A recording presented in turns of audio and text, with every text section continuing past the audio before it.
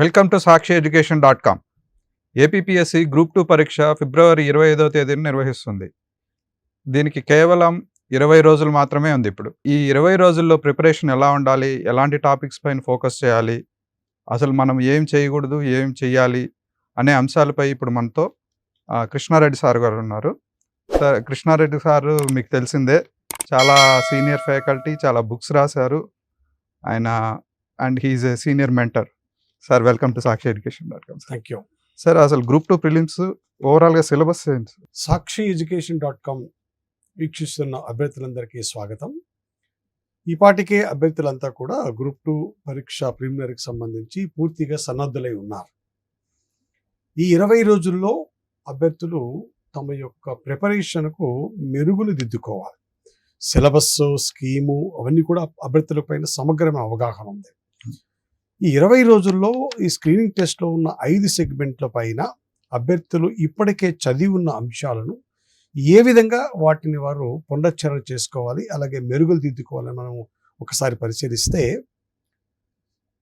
మొత్తం గ్రూప్ 2 రాస్తున్న ఆల్మోస్ట్ 4,80,000 5 లక్షల దాకా అనుకుంటే, మనము అభ్యర్థి 1 సంవత్సరం ప్రిపేర్ అయినా 10 సంవత్సరాలు ప్రిపేర్ అయినా ఎగ్జామ్ దగ్గర పడుతున్న కొద్దీ ఒక రకమైన ఆందోళన, ఒక రకమైన భయానికి గురవుతారు. దానికి కారణం ఏంటంటే, పరీక్షలో నేను సరిగా పర్ఫామ్ చేస్తానా లేదని చెప్పేసి ఒక ఆందోళన ఉంటుంది. అది సహజం. ఈ 20 రోజుల అభ్యర్థులు ప్రధానంగా తమ దృష్టిని కేంద్రీకరించాల్సింది వారు చదువుకున్న అంశాలపైన తిరిగి రివిజన్ చేసుకోవడమే. ఫిబ్రవరి అంటే ఆల్మోస్ట్ 20 రోజులు అంటున్నాం కదా. ఈ 20 రోజుల్లో కొత్త అంశాలు ఏమి చదవద్దు. చదివిన అంశాలను బాగా పునశ్చరణ చేసుకోవాలి. పునశ్చరణ అంటే అర్థం ఏంటంటే, మీరు చదివిండేది తిరిగి మీరు గుర్తుకు తెచ్చుకోవాలి. పోటీ పరీక్షలు, ముఖ్యంగా ఆబ్జెక్టివ్ మల్టిపుల్ చాయిస్లో ఏంటంటే క్వశ్చన్స్ చాలా ప్రిసిషన్గా ఉంటాయి.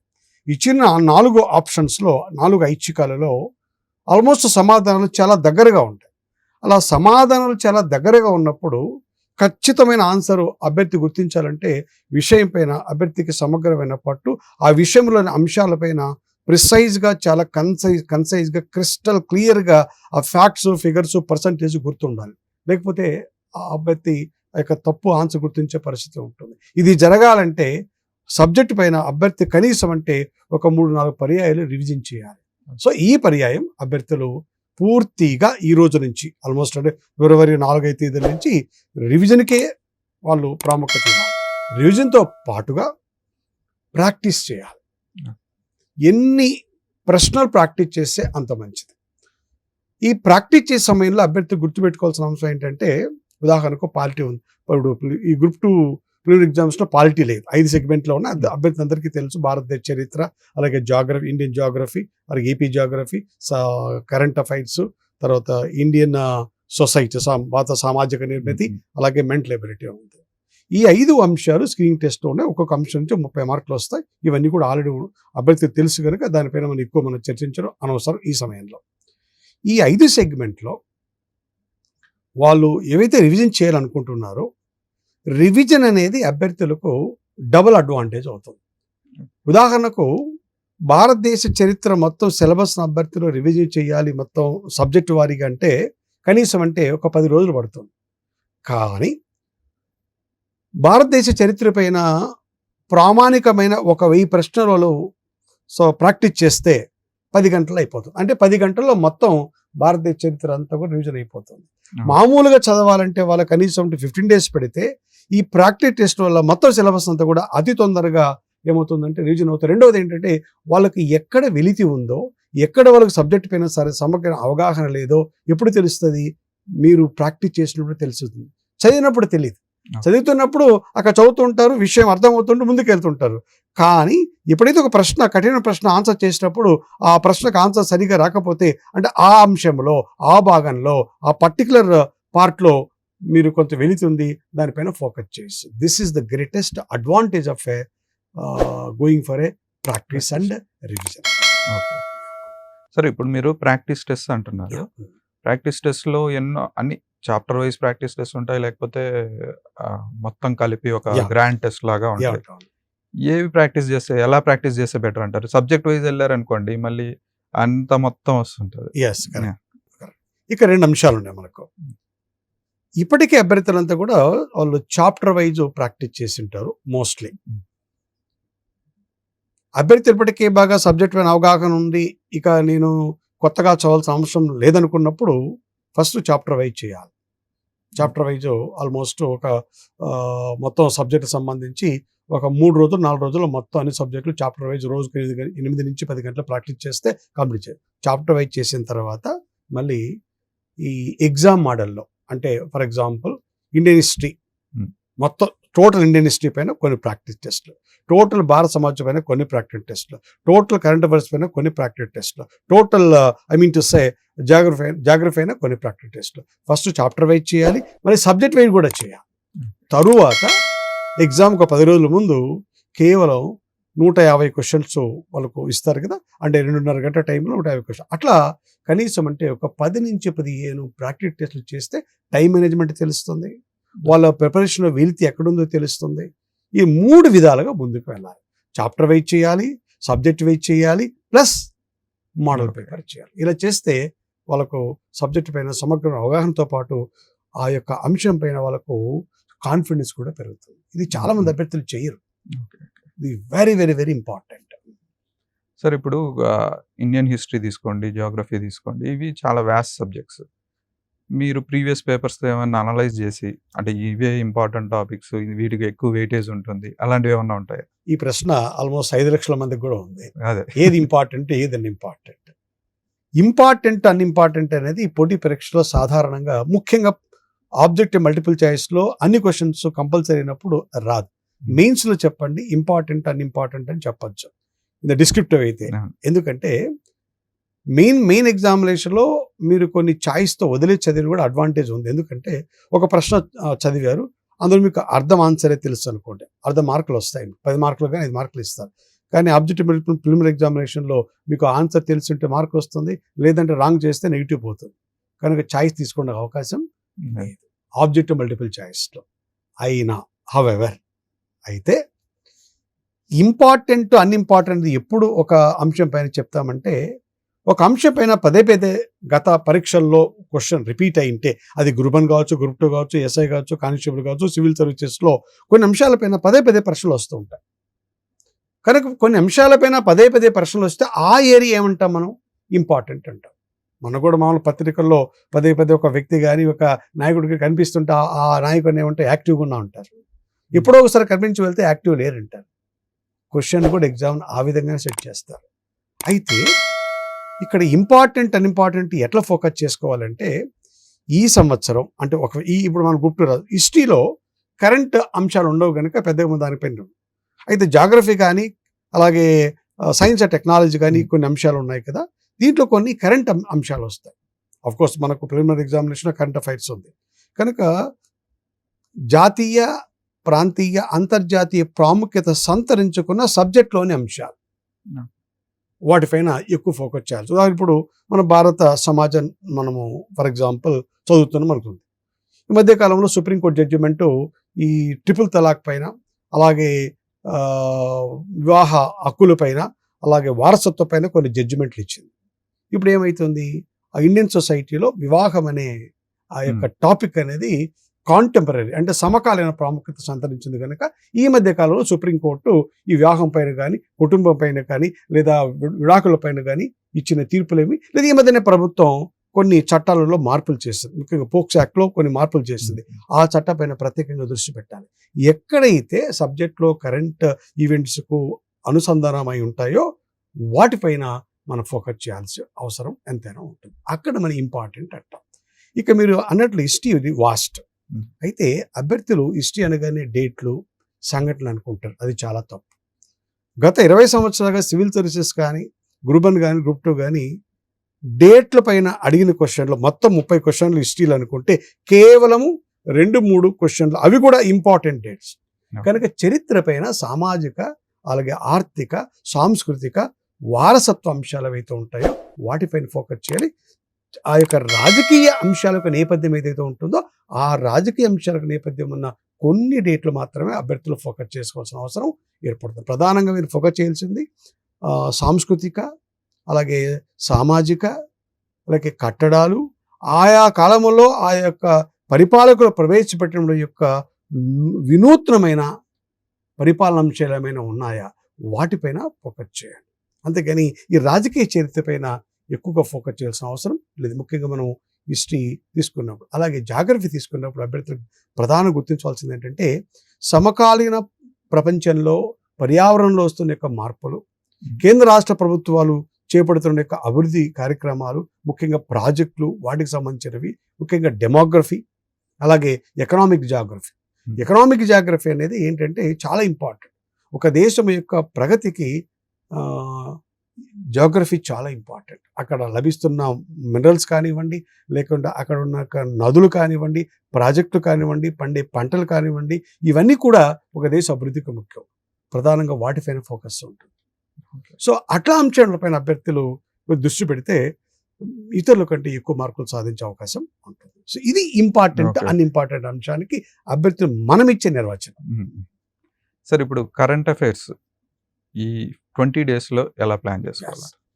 కరెంట్ అఫైర్స్ కూడా ఇది కూడా సముద్రమే. ఎందుకంటే ఎప్పుడైతే ఈ శాటిలైట్ కమ్యూనికేషన్ ఎప్పుడైతే పెరిగిందో ప్రపంచంలో ప్రతి మూలలో ప్రతి చిన్న విషయాన్ని ఈరోజు మీడియా కవర్ చేస్తుంది. ఖచ్చితంగా 30 సంవత్సరాల క్రితం ఇలా కవరేజ్ లేదు. ఎప్పుడైతే విపరీతమైన కవరేజ్ వచ్చిందో పేపర్లో కానీ మీడియా ఇతర ఎలక్ట్రానిక్ మీడియాలో ఏది ఇంపార్టెంట్ ఏది అన్ఇంపార్టెంట్ ఆబ్వియస్గానే వస్తుంది. గతంలో ఏం ఇంపార్టెంట్ అంటే ముఖ్యమైన అంతర్జాతీయ సంఘటనలు, సమ్మిట్స్, ముఖ్యమైన నియామకాలు, ముఖ్యమైన ప్రభుత్వ పథకాలు, అలాగే సైన్స్ అండ్ టెక్నాలజీ యొక్క మార్పులు, ప్రభుత్వం చేపట్టిన యొక్క కార్యక్రమాలు, వీటి మాత్రం ఎక్కువ కరెంట్ అఫైర్స్ అనేవాళ్ళం. ఈరోజు ప్రతి చిన్న విషయం కవర్ అవుతుంది. ప్రతి చిన్న విషయం కవర్ అయినప్పుడు మరి అది ఇంపార్టెంటే కదా, ఆ డేట్ అడుగుతాడా అనేది అభ్యర్థి డౌట్ వస్తుంది కదా. అందుకే కరెంట్ అఫైర్స్ అభ్యర్థులు చాలా ఇబ్బంది పడుతున్నారు. నేనేం చెప్తానంటే కరెంట్ అఫైర్స్ అంటే గుర్తుపెట్టుకోండి, మీరు ఆల్రెడీ సబ్జెక్టులో ఒకవేళ మీకు జాగ్రఫీ అంటే జాగ్రఫీలో ఆల్రెడీ కరెంట్ అఫైర్స్ అక్కడ వస్తాయి, కరెంట్ డేటా. ఎకానమీ అంటే ఎకానమీలో కరెంట్ డేటా వస్తుంది, సైన్స్ టెక్నాలజీ డేటా వస్తుంది. ఇలా వాటితో అనుసంధానం చేసుకొని ఎక్స్క్లూజివ్గా మీరు చదవాల్సిన అంశాలు ఏంటంటే జాతీయ అంశాల్లో ప్రపంచవ్యాప్తంగా ఈ యొక్క అంతర్జాతీయ సమ్మిట్స్, అంతర్జాతీయ సమావేశాలు, G20 జరిగింది, డెఫినెట్గా ప్రశ్న వస్తుంది. G20 పైన ప్రశ్న అడగకుండా ఏ ఎగ్జామ్లో ఉండదు, అందులో భారతదేశంలో జరిగింది. అట్లా అంతర్జాతీయ సమ్మిట్లు కంపల్సరీగా తెలుసుకో. అలాగే అంతర్జాతీయంగా ఏవైనా ఒక దేశంలో విప్లవం వచ్చి కానీ ప్రభుత్వం మారి కానీ ఒక అనూహ్యమైన సంఘటన జరిగి ఆ దేశం అనేది వార్తల్లోకి వస్తే ఆ దేశం పైన కొన్ని ప్రశ్నలు వస్తాయి. అది అంతర్జాతీయంగా. ఇక జాతీయంగా పరిశీలిస్తే ప్రభుత్వము పెట్టిన పరిపాలనాపరమైన, ఆర్థికపరమైన, విధానపరమైన అంశాలపైన ప్రశ్నలు వస్తాయి. ఈరోజు కేంద్ర ప్రభుత్వం ముఖ్యంగా నరేంద్ర మోడీ గారు ప్రధాని అయిన తర్వాత ప్రవేశపెట్టిన పథకాలు అద్భుతంగా ఈరోజు పనిచేస్తుంది. అలాగే ఆంధ్రప్రదేశ్లో కూడా ఈరోజు ఆంధ్రప్రదేశ్లో ప్రవేశించిన పథకాలు ప్రపంచ దేశాలకు ఆదర్శంగా ఉన్నాయి. ముఖ్యంగా విద్యలో కానివ్వండి, వైద్యంలో కానివ్వండి. కనుక ఆంధ్రప్రదేశ్ ప్రభుత్వం ప్రవేశపెట్టిన యొక్క పథకాలు, విద్యా వైద్యంలో పథకాలు టచ్ చేయకుండా రేపు స్క్రీనింగ్ ఎగ్జామ్లో క్వశ్చన్ పేపర్ ఉండదు. ముఖ్యంగా నాడు నేడు తీసుకుంటే విద్య దాంట్లో ఈరోజు ప్రపంచ దేశాలకు ఆదర్శం అవుతుంది. వైద్యంలో కూడా ఆంధ్రప్రదేశ్ ప్రపంచానికి ఆదర్శం. 25 లక్షల రూపాయల వ్యయాన్ని ప్రభుత్వం భరిస్తుంది. సామాన్య మానవుల కంటే ప్రపంచంలో ఏ దేశం కూడా ఇంత కవరేజ్ ఇవ్వదు. అట్లాంటి దానిపైన ప్రశ్నలు జనరల్గా ఎగ్జామినర్కు అది క్యాచీగా ఉంటుంది. కనుక ఆంధ్రప్రదేశ్ ప్రభుత్వం పథకాలపైన కంపల్సరీగా ఫోకస్ చేయండి. ముఖ్యంగా విద్య, వైద్యము, మహిళలకు వాటికి సంబంధించి బడుగు బలహీన వర్గాలకు సంబంధించిన యొక్క అంశాలు ఏమొస్తున్నాయో వాటిపైన ఫోకస్ చేయండి. అలాగే కేంద్ర ప్రభుత్వ పథకాలపైన ఫోకస్ చేయండి. అలాగే నియామకాలు, అలాగే అంతర్జాతీయ అంశాలు, వీటిపైన ఎక్కువ ఫోకస్ చేయండి. ఇక స్పోర్ట్స్ అంటారా, స్పోర్ట్స్ ఒకవేళ అద్భుతమైన పర్ఫార్మెన్స్ ఇండియా వచ్చిందంటే వాటిపైన ఫోకస్ చేయండి. ఎందుకంటే స్పోర్ట్స్ కష్టం గుర్తుపెట్టుకోవడం. ఒక ప్రశ్న వస్తుంది కానీ చాలా వాస్ట్గా ఉంటాయి. నేనేమంటానంటే ఇంపార్టెంట్ అంశాలపైన స్పోర్ట్స్ తీసుకోండి. తెలుగు ఒకసారి ప్రశ్న వస్తుంది, తద్వారా అభ్యర్థికి బటన్ తగ్గుతుంది, లేకుంటే బటన్ పెరిగిపోతుంది. ఎప్పుడైనా ఎగ్జామ్ దగ్గర వచ్చే కొద్ది బటన్ తగ్గించుకోవాలి. ఈ విధంగా కరెంట్ అఫైర్స్ వాళ్ళు చదివితే డెఫినెట్గా ఒక 80 to 90% క్వశ్చన్స్కి ఆన్సర్ చేసే స్థితిలో అభ్యర్థులు ఉంటారు. So that is the best strategy for current affairs. ఇంకొక కామన్ డౌట్ సార్, అంటే ఏ పీరియడ్ వరకు, అంటే 1 year, last 1 year, 6 months? Yeah. ఇప్పుడు అది కూడా చాలా మందికి డౌట్ ఉంది. దీనికి ఖచ్చితంగా ఇక్కడి నుంచి ఇక్కడ అడుగుతారని లేదు. అయితే గతంలో ఏం జరిగిందంటే కొన్ని పరీక్షల్లో 2022లో జరిగిన ఎగ్జామ్కు 2021లోను 2021లోను 2019లో క్వశ్చన్ కూడా అడిగాడు. ఎందుకు ఇలా జరుగుతుందంటే ఎగ్జామ్ పోస్ట్ పోన్ అయితే అప్పుడు పేపర్ అప్పటికి సెట్ చేస్తారు అలా జరుగుతుంది. ఇప్పుడు ఆంధ్రప్రదేశ్ జరుగుతున్న గ్రూప్ 2 స్క్రీనింగ్ టెస్ట్ ఇది లేటెస్ట్. నేనేమంటానంటే ఇప్పుడు ఫిబ్రవరిలో ఎగ్జామ్ జరుగుతుంది కనుక జనవరికి అంతా క్వశ్చన్ పేపర్ సెట్ చేస్తారు. ముందుకు 1 month బిఫోర్ సెట్ చేస్తారు. అంటే ఏమంటే జనవరి నుంచి ఎనిక్కి 8 నెలల వరకు బాగా ఫోకస్ చేయండి. అంటే 2023లో జరిగిన మార్చి ఏప్రిల్ నుంచి జరిగిన అంశాలు అప్ టు జనవరి వరకు బాగా ఫోకస్ చేయండి. తర్వాత అంత కనెక్టింగ్ అంశాలు కరెంట్ అఫైర్స్ ఎట్లా ఉంటే కనెక్టింగ్ ఉంటుంది. సో ఆ కనెక్టింగ్ ఇంపార్టెంట్ అనుకున్నప్పుడు మాత్రం దాని నేపథ్యాన్ని మాత్రం తెలుసుకోండి. So my sincere advice is not more than 6 to 8 months. That is the meaning of a current event. But ఒక్కొక్కసారి ముందు కూడా వెళ్ళి అడుగుతాడు, ఏదో ఒక ప్రశ్న అడిగాడు గతంలో అని చెప్పేసి దాన్ని పట్టుకొని మొత్తం గతం 2-3 సంవత్సరాల కరెంట్ అఫైర్స్ చదవడం అనేది అంత తెలివైన పని కాదు. డెఫినెట్గా అభ్యర్థులు ఎంత చదివినా ఏం చదివినా వాళ్ళకు తెలియని ప్రశ్నలు వస్తాయి. ఇప్పుడు కూడా వస్తాయి. మళ్ళీ చెప్తున్నా, అభ్యర్థులు చదువుతున్నారు కదా, మీకు తెలియని ప్రశ్నలు వస్తాయి. ఇంకా 3 ఏళ్ళు చదివినా కూడా ఆ ప్రశ్నలు వస్తాయి. వదిలేయండి. మీరు ఎక్కడ కంఫర్ట్గా ఉన్నారు, ఎక్కడ కాన్ఫిడెంట్గా ఉన్నాడు, అక్కడ ఇంకా బాగా ఫోకస్ చేయండి. సో చాలా మంది అభ్యర్థులు దీనికి వాళ్ళ ఒక మూసపోసన విధానంలో వెళ్ళే అభ్యర్థులు ఆ మూస విధానాన్ని దాటి ఈ దాంట్లోకి రమ్మంటే రారు, కంఫర్ట్ జోన్లో ఉండిపోతారు. సో కంఫర్ట్ జోన్ నుంచి కొద్దిగా బయటకు వచ్చి out of the box think చేస్తే ఇతరుల కంటే పెద్ద మార్కులు ఎక్స్ట్రాస్ ఈజీగా స్కోర్ చేయించి అదనంగా చదవకుండా వ్యూహం ఇంపార్టెంట్. పోటీ పరీక్షల్లో వ్యూహం అనేది చాలా ఇంపార్టెంట్. అక్కడికి వెళ్ళిన తర్వాత నీకు చాలా ప్రశ్నలకు ఆన్సర్ తెలిసినా కూడా తప్పు చేస్తావు. ఎందుకంటే ఒక ఆందోళన, ఒక భయం ఉంటుంది. ఆందోళన, భయం ఉన్నప్పుడు సాధారణంగా నువ్వు ఆలోచించే శక్తిని కోల్పోతావు, తర్కబద్ధంగా నువ్వు ఆలోచించలేవు. కనుక ప్రశాంతంగా ఉండాలంటే మీరు ప్రశాంతంగా చదివి ఉండాలి. గందరగోళంగా చదివితే ఎగ్జామ్లు కూడా ఏమవుతుంది, గందరగోళం అవుతుంది. నేను చెప్పినంత మీకు వాళ్ళకి ఈజీ కావచ్చు. ఎందుకంటే ఈరోజు మన స్టూడియోలో కూర్చొని మాట్లాడినంత ప్రశాంతంగా వాళ్ళు ఎగ్జామ్ హాల్లో ఉండలేరు. మనం కూడా ఎగ్జామ్ రాస్తే మనకు కూడా అలాంటి పరిస్థితి ఉంటుంది. నేనేమంటానంటే బట్ దాన్ని అధిగమించవచ్చు ఉంటుంది. 100% అధిగమించకపోయినా కనీసం ఒక 80% అన్న ఆందోళన అధిగమించే పరిస్థితి మీకుంటే అదనంగా మీరు 5-6 ప్రశ్నలు రాయగలుగుతారు కదా. అదే కదా డిసైడింగ్ ఫ్యాక్టర్ అవుతుంది. So that is what I mean. కనుక ఏమి కంగారు పడద్దండి, ఉన్న ప్రిపరేషన్తో ముందుకు వెళ్ళమంటారు. సార్ కానీ కొత్తగా ఇప్పుడు బడ్జెట్ వచ్చింది. రీసెంట్ గానే February 1st పెట్టారు. నెక్స్ట్ వీక్ ఏపీ బడ్జెట్ కూడా వస్తుంది. సో దీనిపైన కాన్సన్ట్రేట్ చేయాలా వద్దా? ఇప్పుడు నిన్న ప్రవేశపెట్టిన అదే ఇంటీరియం బడ్జెట్, తాత్కాలిక బడ్జెట్ కేంద్రం కానీ తర్వాత ఆంధ్రప్రదేశ్ ప్రపెడుతున్న బడ్జెట్ పైన ప్రశ్నలు ప్రస్తుతం దీంట్లో రావు. దేంట్లో? గ్రూప్ 2లో. ఎందుకు? ఆల్రెడీ పేపర్ జనవరిలో, ఎందుకంటే ఇది ఫిజికల్, ఇది ఆఫ్లైన్ పేపర్. అదే ఆన్లైన్ అయితే ఈవెన్ 2 రోజుల ముందు కూడా పేపర్ అప్డేట్ చేస్తారు. ఇప్పుడు already paper compulsory paper print అయి ఉండాలి. ప్రింట్ అయితే తర్వాత వాళ్ళు డిస్ట్రిక్ట్లకు సప్లై చేస్తారు. కనుక నన్ను అడిగితే 100% ఈ బడ్జెట్ను మనం ఫోకస్ చేయాల్సిన అవసరం లేదు. ఎలాగో ఇంటీరియం బడ్జెట్ ఉన్నా కూడా పెద్దవాళ్ళు కరెంట్ అఫైర్స్ చూసుకున్నా కూడా చూసుకోవాలి. ఎందుకంటే ఆ పథకాలు కొన్ని ప్రస్తావించారు. ఏమంటారంటే ఇప్పుడు బడ్జెట్ స్పీచ్లో ఆర్థిక శాఖ మంత్రి ఏ పథకాలపైన ఫోకస్ చేశారో వాటి నేపథ్యం చూసుకోండి. ఎందుకంటే అలాంటివి చాలా ఇంపార్టెంట్ పథకాలు కనుక సో వాటికి మనకు వచ్చే అవకాశం ఉంటుంది. కానీ ఈ బడ్జెట్ పైన ఫోకస్ చేయాల్సిన అవసరం లేదు. అండ్ మళ్ళీ సిలబస్కి వస్తున్నా సార్, ఇప్పుడు పాలిటీ లేదు అసలు సిలబస్ లేదు. సో కంప్లీట్ స్క్రీనింగ్ టెస్ట్ లో పాలిటీ లేదు. ఓన్లీ 5 సెగ్మెంట్ లో ఉన్నాయి. పాలిటీ లేదు, అలాగే సైన్స్ అండ్ టెక్నాలజీ లేదు. Only 5 segments. అందులో కొత్తగా చేర్చిన సెగ్మెంట్ ఏంటంటే ఇండియన్ సొసైటీ, భారతీయ సమాజం అంటే దీనిపైన అభ్యర్థులు కొద్దిగా హైరాణ పడుతున్నారు. భారత సమాజం పైన ఎలాంటి హైరాణ లేదు. భారత సమాజంలో యొక్క సిలబస్ 50% పాలిటీ నుంచి తీసుకున్నారు. 3rd యూనిట్ యొక్క సంక్షేమ యంత్రాంగంలో 3rd యూనిట్ ఉంటుంది మనకు వాళ్ళకు ప్రిలిమినరీ ఎగ్జామినేషన్లో. పూర్తిగా పాలిటీలో టాపిక్ అది. మెయిన్స్లో టాపిక్ తీసుకొచ్చి ప్రిలిమ్స్లో పెట్టారు. తర్వాత సామాజిక సమస్యలు అయితే ఉన్నాయో ఇవి కూడా పాలిటీలోని దేశ ఐక్యత సమగ్రత ఒక యూనిట్ ఉంటుంది అక్కడవే. ఇక 1st యూనిట్లో ఉన్న యొక్క కుటుంబము, వివాహము, కుటుంబము, వివాహము, కులము, గోత్రము, ఈ ఎథ్నిసిటీ అని కొన్ని టాపిక్స్ ఇచ్చాడు. ఇవి కూడా కొత్తవి కాదు, హిస్టరీలో ఉంటాయి. ఎందుకంటే మనం భారతదేశ చరిత్ర చదివినప్పుడు సింధు నాగరికత, అలాగే ఆర్యులు, అలాగే మౌర్యులు, గుప్తులు, తర్వాత మహమ్మదీయులు, తర్వాత ఐరోపా భారతదేశం వచ్చినప్పుడు ఆ సమాజంలో కులం ఎట్లా ఉంది, మతం ఎట్లా ఉంది, కుటుంబ వ్యవస్థ ఎట్లా ఉందో ఆల్రెడీ చారిత్రక నేపథ్యం ఉంటుంది.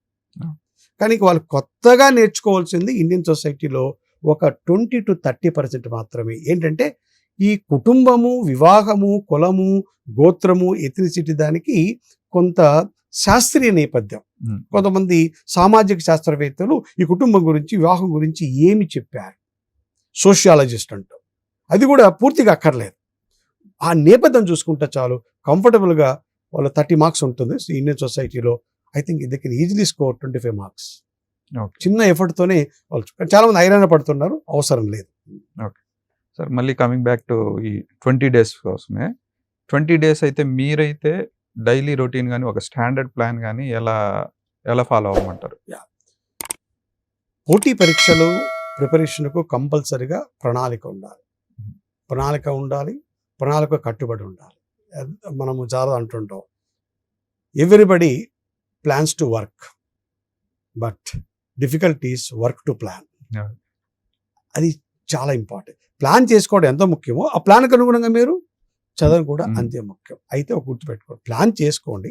100% ప్లాన్ ప్రకారం మీరు చదవకపోయినా పర్వాలేదు. ఎందుకంటే ఒకసారి 10 గంటలు కంప్లీట్ అవుతున్న సబ్జెక్టు 20 గంటలు కావచ్చు. అదే కంగారు పడిన అవసరం లేదు. నేనేమంటానంటే ఈ 20 రోజుల్లో 5 సెగ్మెంట్లు ఉన్నాయి కదా, 5 సెగ్మెంట్లు ఏం చేస్తారంటే రోజు ప్రతి సెగ్మెంట్ చదవాలి అంటారు.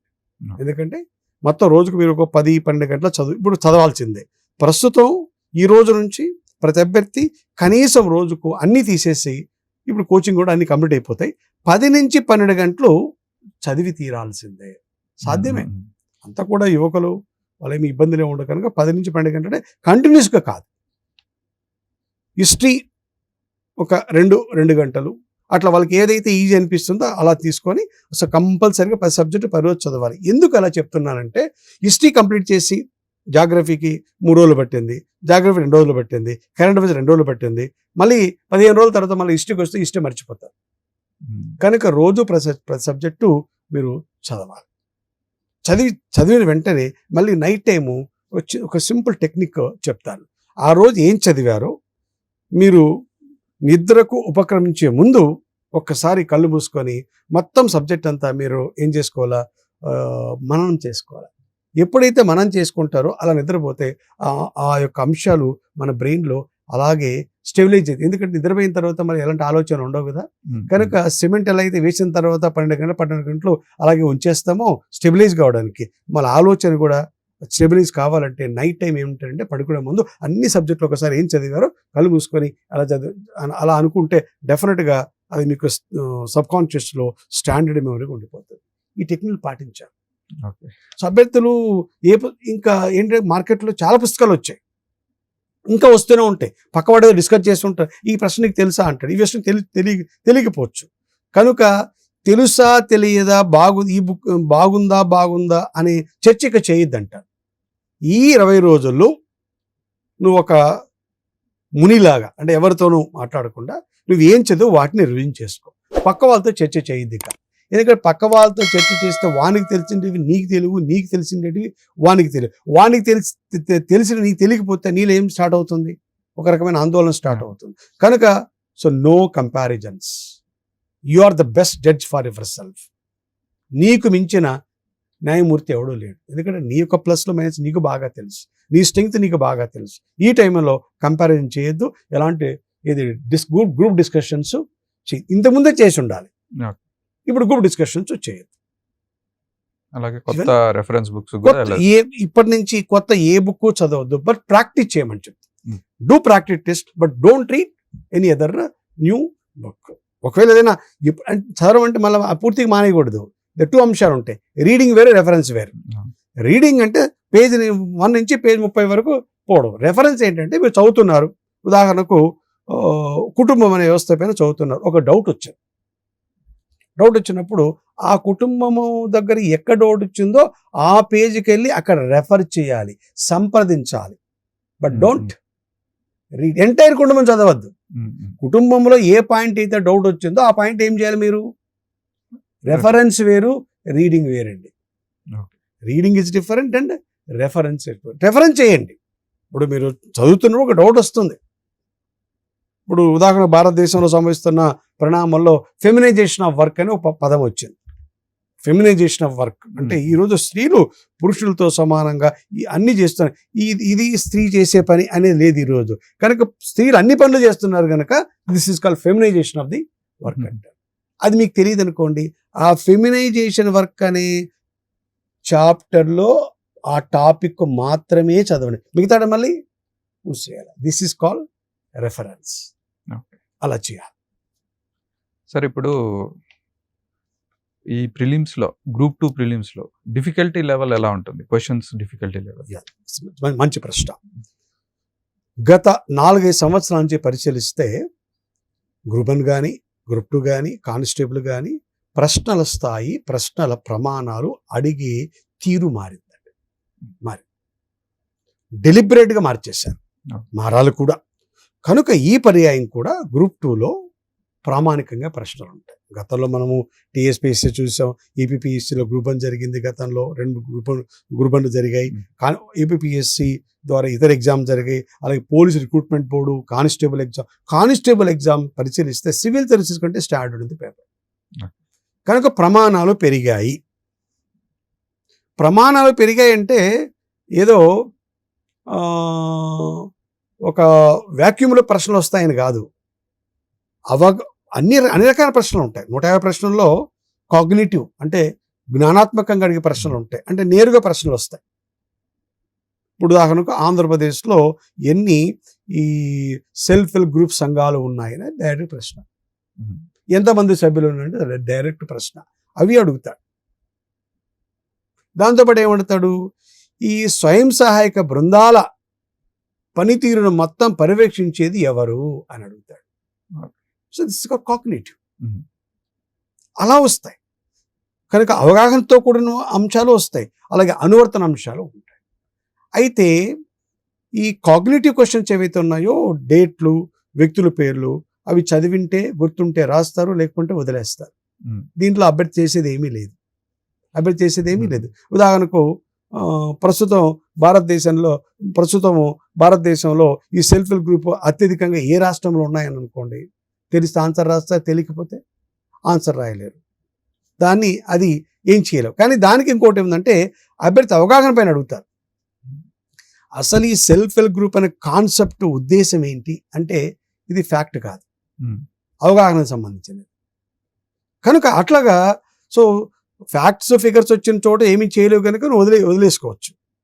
ఈ మిగతా అంశాలు ఉన్నాయి, వాటిపైన మాత్రం మీరు కొద్దిగా ఆలోచిస్తే ఆన్సర్ చేయగలుగుతారు. అదొకటి ఉంటుంది. సో ఇట్లా ఎగ్జామినేషన్ వెళ్ళిన తర్వాత అన్ని రకాల ప్రశ్నలు ఉంటాయి కనుక అభ్యర్థులు ఈ పర్యాయము కొద్దిగా ప్రమాణాలకు అనుగుణంగానే ప్రశ్నపత్రం ఉండే అవకాశాలు ఉంది కనుక మీరు ఆ తరహాలోనే ప్రతి సబ్జెక్ట్ను చదివితే అక్కడ ఆన్సర్లు రాయడానికి మీకు వెసులుబాటు ఉంటుంది. అలా అని చెప్పేసి ఏదో ఒక అండపిండ బ్రహ్మాండంగా కాబోతుంది, అభ్యర్థులను ఇబ్బంది పెడితే అట్లా ఉండదండి. ఎప్పుడు కూడా ఎగ్జామినరు క్వశ్చన్ పేపర్ సెట్ చేయడానికి ఒక 3-4 ఫిలాసఫీలు ఉంటాయి. ఒక ప్రశ్న అడిగినప్పుడు ఆ ప్రశ్న ఎందుకు అడుగుతున్నావో ఎగ్జామినర్ పక్కన రాస్తాడు. ఈ ప్రశ్నను ఎందుకు అడుగుతున్నాను. అభ్యర్థులు ఇబ్బంది పెట్టేందుకు ప్రశ్న అడగరు, అభ్యర్థి అవగాహన శక్తిని పరీక్షించడానికి ప్రశ్న అడుగుతారు తప్ప. కానీ అభ్యర్థులు ఏమనుకుంటారంటే చాలా టఫ్ ఏమి ఉండదు. మీరు ఆ విధంగా చదవలేదు కనుక టఫ్ తప్ప. మీరు ఆ విధంగా చదివి ఉంటే మరి టఫ్ అనుకుంటే చాలామంది అభ్యర్థులకు మరి 150 మార్కులుగా 120 ఎట్లా వస్తాయి? టఫ్ కాదు కదా. అంటే మీరు ఆ దూరంలో మీరు చదవలేదు, ఆ ప్యాటర్న్కి అనుగుణంగా మీరు ప్రిపేర్ కాలేదు, మారాలి. కనుక ఈ పర్యాయం కూడా ప్రశ్నపత్రం ప్రమాణాలతో ఉంటుంది. అలా అని చెప్పేసి అభ్యర్థులు ఇబ్బంది పెట్టే విధంగా కూడా ఉండదు. So you should be very comfortable, you can be happily go with that. సరే, ఈ మధ్య క్వశ్చన్స్ చూస్తుంటే సివిల్స్ లెవెల్లో అంటే సివిల్ స్టాండర్డ్లో ఒక క్వశ్చన్ ఇచ్చి దాని కింద 2-3 స్టేట్మెంట్స్ ఇచ్చి అలాంటి వాటిపైన ఎలాంటి జాగ్రత్తలు తీసుకోవాలి? చూడండి, ఏదైనా కూడా సింగిల్ ఆన్సర్ ఇచ్చినా, మల్టిపుల్ ఆన్సర్ ఇచ్చినా, ఎక్కడి నుంచి ఇవ్వాలి? సబ్జెక్ట్ నుంచి Subject. ఇస్తారా, గాల్లో నుంచి ఇస్తాడా? ఇవి ఇలా సాధువులుగా క్రియేట్ చేసి విభూది క్రియేట్ చేసి ఇవ్వరు కదా. అక్కడే అది ఎంత కూడా అభ్యర్థులకు కేవలం అవగాహన రాహిత్యం అని చెప్తాను. నేను మీకు ఉదాహరణ చెప్తాను. ఇప్పుడు ఒక అంశం, ఇప్పుడు భారత సమాజం గురించి అవుతున్నారు, ముఖ్యంగా మతతత్వం గురించి ఒక చాప్టర్ ఉన్నారు. మతతత్వం అంటే ఏమిటి అంతా చదువుకొని వెళ్ళిపోతారు. సో ఈ భారతదేశంలో మతపరమైన సంఘర్షణలు ఏ రాష్ట్రంలో ఎక్కువగా జరిగాయి అన్నప్పుడు అభ్యర్థికి రాసేస్తాం, మహారాష్ట్రనా లేక మహారాష్ట్ర రాసేస్తాం. అయింది కదా. ఓకే, కింద ఏమడుగుతాడు? ఆధునిక కాలంలో మతతత్వానికి ఈ క్రింది ఏవి ముఖ్య కారణాలు? 1, 2, 3, 4, 1 మాత్రమే, 2 మాత్రమే, 3 మాత్రమే, 4 మాత్రమే అంటాడు. ఇది ఎక్కడి నుంచి వచ్చింది? నువ్వు చదివిన సబ్జెక్ట్ నుంచే వచ్చింది కదా. అంటే అర్థం ఏంటి? నువ్వు సబ్జెక్ట్ను సమగ్రంగా చదివి ఉంటే రాయగలుగుతావా లేదా? అభ్యర్థులు దేనికి అలవాటు పెడతారంటే, మొదట సబ్జెక్ట్ను సమగ్రంగా చదివి అర్థం చేసుకోకుండా ఈ బిట్లు ప్రాక్టీస్ చేస్తారు. ప్రస్తుతం మార్కెట్లో ఉన్న, అంటే ఇక విమర్శ కాదు కానీ వాస్తవాలు చెప్తాను, ఎందుకంటే ఈ ఫీల్డ్లో గత 30 సంవత్సరాల నుంచి ఉన్నా కానీ చెప్తున్నాను. ఈ మధ్య ట్రెండ్ ఎట్లా ఉంది? బుక్స్ పబ్లికేషన్ అన్ని చోట్ల మన రాజకీయాలు గమని అన్ని చోట్ల గమనిస్తున్నాం.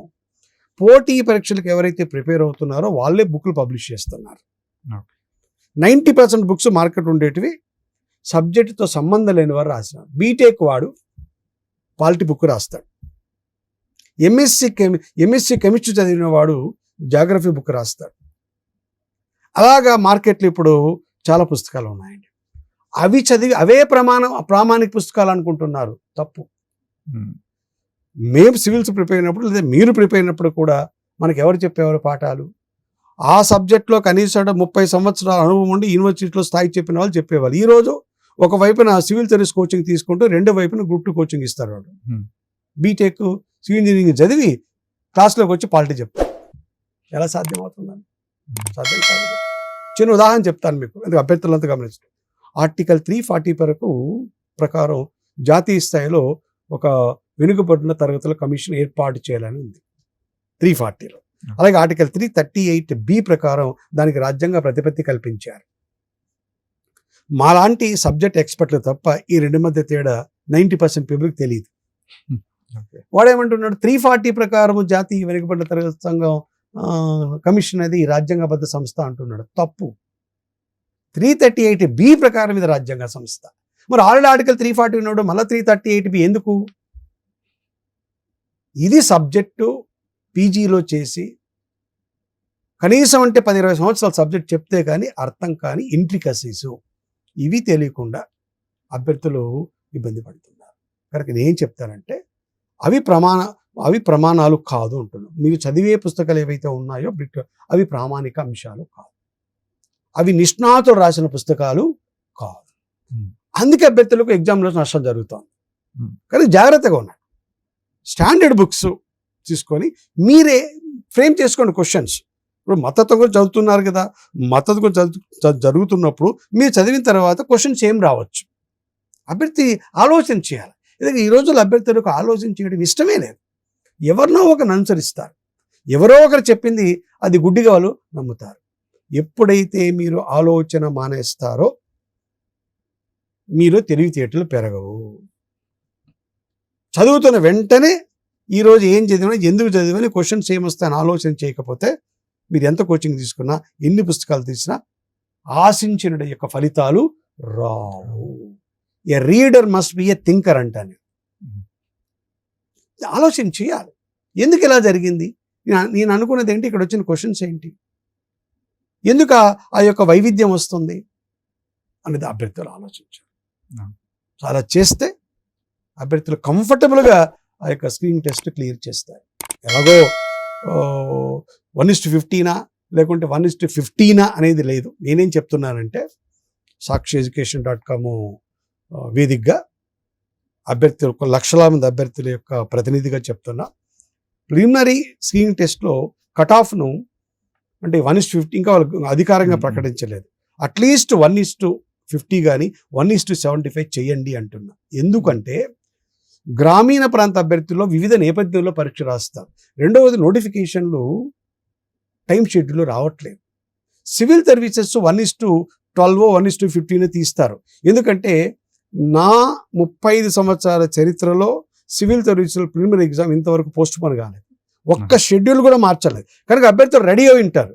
కానీ ఈ యొక్క స్టేట్ పబ్లిక్ సర్వీస్ ఎగ్జామినేషన్లో షెడ్యూల్ సరిగా లేదు కనుక అభ్యర్థుల పాపం చాలా పేదవారు ఎగ్జామ్ వచ్చినప్పుడు మాత్రమే ప్రిపేర్ అవుతారు. ముందుగా కోచింగ్ తీసుకొని ప్రిపేర్ అయితే అసలు నోటిఫికేషన్ వస్తుందో రాదో అనే ఒక డౌట్ ఉంది కనుక అలాంటి అభ్యర్థులు ఇబ్బంది పడుతున్నారు కనుక సో ప్రభుత్వం వెంటనే దీన్ని సీరియస్గా తీసుకొని కనీసం క్లీనింగ్ టెస్ట్లో 1:50కి తగ్గకుండా 1:75 వరకు తీస్తే గ్రామీణ అభ్యర్థులకు, నిరుపేద అభ్యర్థులకు, ఇప్పుడు పోటీ పరీక్షలకి ఎంటైన అభ్యర్థులకు చాలా ఉపయోగకరంగా ఉంటుంది. ప్రభుత్వం దానివల్ల ఏమీ నష్టం లేదు, ఏ నష్టము జరగదు ప్రభుత్వానికి.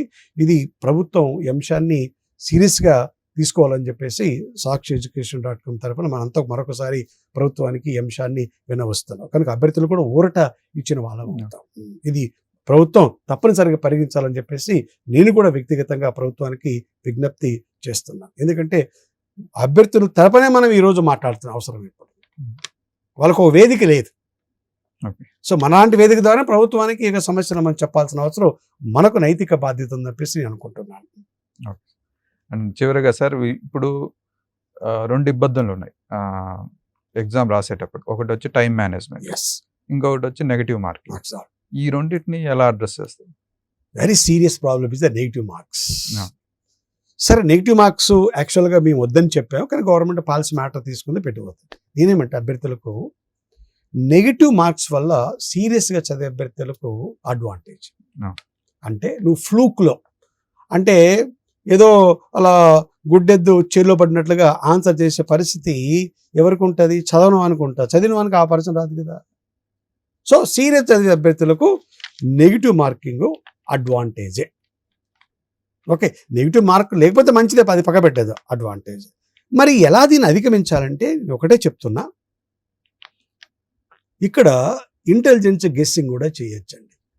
ఇంటెలిజెంట్ గెస్సింగ్ అంటే వైల్డ్ గెస్సింగ్ కాదు, ఇంటెలిజెంట్ గెస్సింగ్ అంటే ఒక చిన్న మీకు ఉదాహరణ చెప్తాను. ఒక ప్రశ్న అడిగాడు అనుకోండి, రాష్ట్రంలో ఎమ్మెల్యేలను డిస్క్వాలిఫై చేసే అధికారము గవర్నర్కు ఉంటుంది, ఎవరి సలహా మేరకు? కేంద్రంలో అయితే రాష్ట్రపతి ఎంపీలను డిస్క్వాలిఫై చేస్తాడు, కేంద్ర ఎన్నికల సంఘం సలహా మేరకు. మరి ఎమ్మెల్యేలను డిస్క్వాలిఫై చేసే అధికారం గవర్నర్కు ఉంటుంది కదా, ఎవరు సలహా తీసుకుంటాడు? కేంద్ర ఎన్నికల సంఘమా, రాష్ట్ర ఎన్నికల సంఘమా? డౌట్ వచ్చింది అనుకోండి, మీకు చదవలేదు అనుకోండి, దాన్ని తెలివితేటలో ఉపయోగించమంటారు. రాష్ట్ర ఎన్నికల సంఘం ఎప్పుడు వచ్చింది? 1993 తర్వాత వచ్చింది. అంతకుముందు ఎమ్మెల్యేలను ఎవరు డిస్క్వాలిఫై చేశారు? గవర్నర్. ఎవరి సలహా? కేంద్ర ఎన్నికల సంఘమే కదా. అంటే అర్థం ఏంటి? 1990 తర్వాతే రాష్ట్ర ఎన్నికల సంఘం వచ్చింది. అంతకుముందు ఎమ్మెల్యేని డిస్క్వాలిఫై చేయాలంటే ఎవరి సలహా తీసుకోవాలి? కేంద్ర ఎన్నికల సంఘమే కదా. అంటే ఇప్పుడు ఎవరి సలహా తీసుకోవాలి? కేంద్ర ఎన్నికల సంఘం. దీనికి చదవాలా? అవసరం లేదు. This is called intelligent guessing అంటారు. ఇంకా చాలా అంశాలు ఉన్నాయి. ఏదైనా అంశం చూడు, వెంటనే రైట్ రాంగ్ మధ్య అభ్యర్థులకు వచ్చేది ఏనా బీనా సీనా డీనా అన్ని డౌట్ రావు. ఏనా బీనా. అప్పుడు ఏం చేయాలంటే ఆగండి, ఆ క్వశ్చన్ పక్కన పెట్టండి, మొత్తం అన్ని క్వశ్చన్లు చేయండి. దీనికి సంబంధించిన సమాచారం ఎక్కడో చోట ఉంటుంది. ఇక్కడ అడిగిన ప్రశ్నకు ఏదో ఒక బిట్ అనుసంధానం ఇంకో చోట దొరుకుతుంది. అప్పుడు మీకు అవగాహన కూడా వస్తుంది. కనుక సాధ్యమైనంత వరకు మీరు ఆన్సర్ చేయడానికే ప్రయత్నం చేయమంటారు. ఎందుకంటే ర్యాండమ్ పాసిబిలిటీలో కూడా మొత్తం మీకు 150 క్వశ్చన్లు 50 క్వశ్చన్ తెలియదు అనుకోండి, అన్ని ఏలు పెట్టినా, అన్ని బీలు పెట్టినా, అన్ని సీలు పెట్టినా ఏమవుతుంది? ర్యాండమ్ పాసిబిలిటీలో కనీసం అంటే నా ఉద్దేశంలో ఒక 8 ప్రశ్నలు రైట్ అవుతాయి. అప్పుడు మీకు మార్కులు మైనస్ తీసేసిన కూడా అదనంగా 2 మార్కులు వచ్చినట్లే కదా. But don't go for wild guess, go for intelligent guessing చేయండి. ఇక టైం మేనేజ్మెంట్ అంటారా, ఎగ్జామినేషన్ హాల్లో టైం సరిపోతుంది. 5 సెగ్మెంట్లో ఉన్నాయి. గతంలో ప్రిలిమినరీ ఎగ్జామినేషన్లో 11-12 సెగ్మెంట్ ఉంటాడు, ఇప్పుడు ఎన్ని ఉన్నాయి? 5 సెగ్మెంట్లో ఉన్నాయి. ప్రశ్నలు అవే ఉంటాయి కనుక సమయం సరిపోతుంది ఎగ్జామినేషన్ హాల్లో. సో కంగారు అవసరం లేదు. చక్కగా మీరు ఎగ్జామినేషన్ ప్రశాంతంగా వెళ్ళండి. మీరు ప్రిపరేషన్ చేసుకునే విధానంలోనే ప్రశ్న పత్రాలు ఉంటాయి, అలాంటివి వస్తాయి. ఏమీ కంగారు పడిన అవసరం లేదు. అండపిండ బ్రహ్మాండం ఆకాశం ఊడిపోతుందనే ఒక భయాలు అవసరము లేదు. ప్రశాంతంగా వెళ్తే మీరు ప్రశాంతంగా ఎగ్జామ్ రాస్తారు. ఇంతకంటే ఏమీ మీరు ప్రధానంగా ఎగ్జామ్ గురించి ఊహించుకోవాల్సిన అవసరము లేదు. ఓకే. కనుక అభ్యర్థులు ఏం కంగారు పడద్దు. ఇంతకుముందు చెప్పినట్లుగా 20 రోజుల్లో కొత్త అంశాలు చదవద్దు. బాగా ప్రాక్టీస్ టెస్ట్ చేయండి. ప్రశాంతంగా ఉండండి. మీరు అనుకున్నట్లుగా పెర్ఫామ్ చేస్తారు. డెఫినెట్గా మీరంతా కూడా ఈ యొక్క స్క్రీనింగ్ టెస్ట్లో క్వాలిఫై అవుతారు. ఆ నమ్మకం మీకు ఉంది, మాకు కూడా ఉంది. కనుక ఏమీ హైరాణ పడద్దు. Thank you sir.